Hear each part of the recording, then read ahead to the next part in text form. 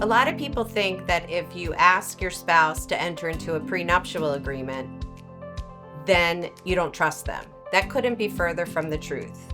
A prenuptial agreement allows the parties to communicate in advance as to how to resolve a potential conflict that may arise should their marriage not work out. A prenuptial agreement allows the parties to build trust. By communicating in advance about their finances, there is a better likelihood that their marriage will be successful. Another myth about prenups is that they're only for wealthy people.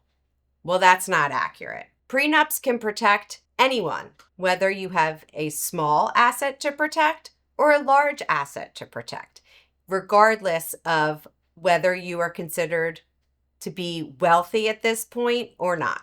Another myth is that prenups do not hold up in court. That is also incorrect. In fact, a correctly done prenuptial agreement will hold up in court and protect you.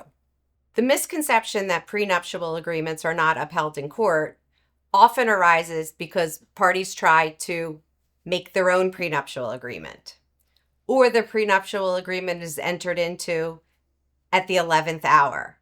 Prenuptial agreements need to be done in such a fashion that they do hold up in court.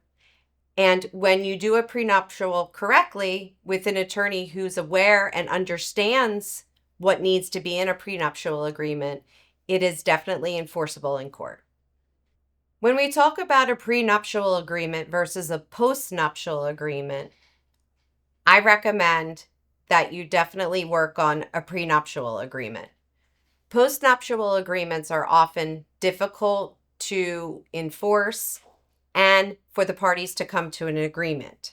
In my opinion, if you are in the midst of your marriage and a discussion comes up about a postnuptial agreement, you may want to review the entirety of the relationship to see actually what is the problem and what is trying to be addressed or handled at that time. So if you have any questions about prenuptial agreements, please contact us at Smedley Law Group.